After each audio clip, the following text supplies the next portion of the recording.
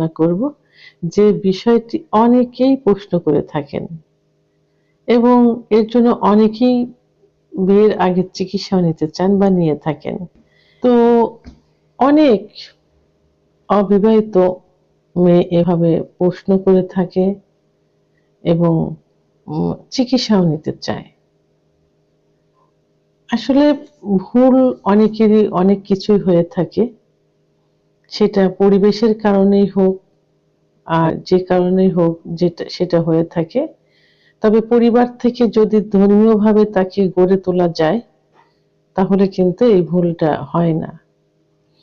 তো এখন যে প্রশ্নটা আমাকে করেছেন, সেই প্রশ্নের সঠিক অ্যান্সার করব। সেটা হলো যে আসলে বিয়ের আগে সহবাস করলে সেভাবে কিছু বোঝা যায় না।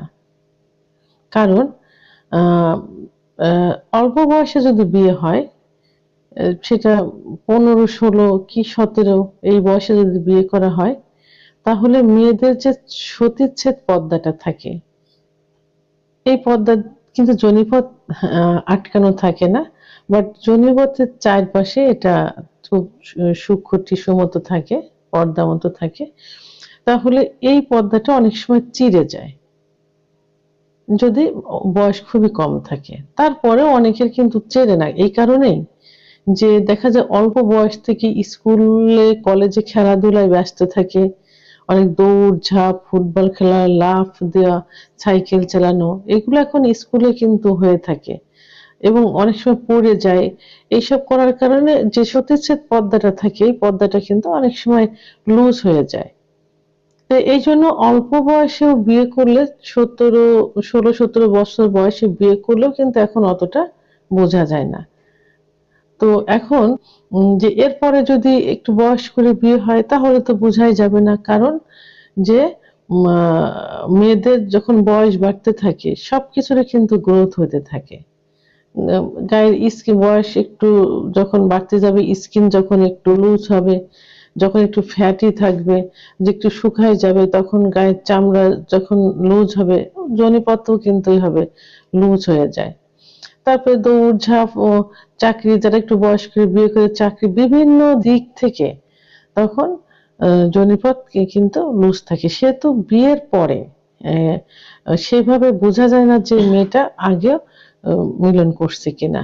তবে হ্যাঁ, বাহ্যিক কিছু ব্যবহারে, কারণ কোনো মেয়ে যদি বিয়ের পূর্বে সহবাস না করে তাহলে তার কিন্তু সে বিষয়ে অভিজ্ঞতা থাকেই না একদম।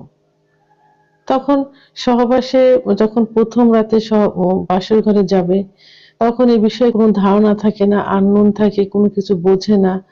কি করতে হবে, স্বামীর সঙ্গে কি ব্যবহার করতে হবে, কোন কিছুই বোঝে না। যেমন আমার চেম্বারে গত ২ দিন আগে একটা পেশেন্ট আসছেন। তো পেশেন্টটার ছেলেটার বয়স মোটামুটি ২৫-২৬ হবে, মেয়েটার বয়স ১৮-১৯ হবে। তো এখন বিয়ে হয়েছে অল্প দিন। তো কমপ্লেইনটা হলো যে বাসর রাতে সহবাস করতে গিয়ে যে সে কিভাবে সহবাস করতে হবে এবং প্লেস এসব সম্পর্কে কোনো ধারণাই তার নেই। যে কারণে আঘাত থেকে কিন্তু পেনিসে কিন্তু আঘাত লেগে গেছে এবং খুব ব্যথা অনুভব করছে। এটা ছেলেটাকে নিয়ে বললাম।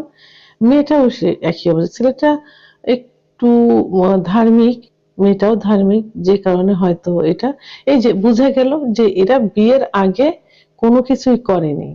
unknown, একদম unknown। ঠিক এইরকম আচরণটাই যদি প্রকাশ পায়, তাহলে বুঝতে হবে যে বিয়ের আগে এরা কোথাও কিছু করেনি, সহবাস করেনি। কিন্তু দেখা যায় সব বিষয়ে এক্সপার্ট থেকে, অবশ্য অনেকে এখন YouTube চ্যানেল দেখে, অনেক ভিডিও দেখে আম আ অনেক কিছু এক্সপেরিয়েন্স হয়। কিন্তু তারপরে বাস্তব যে অভিজ্ঞতা, এটা কিন্তু বোঝা যায়। তো আম সেই ক্ষেত্রে বোঝা যাবে যে সে মিলন করেনি। আর যদি এক্সপেরিয়েন্স টা বেশি থাকে, সব বিষয়ে পারদর্শী থাকে, তাহলে কিছু ভাবতে হয় যে হয়তো হতে পারে। কিন্তু আসলে বিয়ের আগে সহবাস করলে সেভাবে কোনটাই বোঝা যায় না। কারণ সতীচ্ছেদ পর্দা চিরে যাওয়া, এটা এখনকার দিনে একেবারে ভুল একটা ধারণা এবং ভুলের ভিতরে বসবাস করা। কারণ পুরুষের মতো মেয়েরাও এখন সব বিষয়ে অগ্রগামী। খেলাধুলা, দৌড়ঝাঁপ, চাকরি, ব্যবসা-বাণিজ্য সব বিষয়ে। কিন্তু তারাও পারদর্শী। সেহেতু তাদের সবকিছুই সেইভাবে থাকে। তবে হ্যাঁ, বয়সের যে একটা বিষয় আছে সেটাও কিন্তু একটা বিষয়। যে বয়স বাড়ছে, বয়স মোটা ছিল চিকন হয়ে গেছে, জায়গাটা লুজ হয়ে গেছে। বয়স বাড়ার সঙ্গে, সঙ্গে স্কিন গুলো লুজ হয়ে যাচ্ছে, সে জায়গাটাও লুজ হয়েছে। যাদের একটু বয়স করে বিয়ে হয় তাদের ক্ষেত্রে। তাই সেহেতু আম এদিক থেকে নিশ্চিত থাকতে হবে যে যদি সচেতন কেউ থাকে, কারণ এখন সবাই সচেতন যে তারা অন্তত এই ধারণাটা করবে না যে বিয়ের আগে কোথাও সে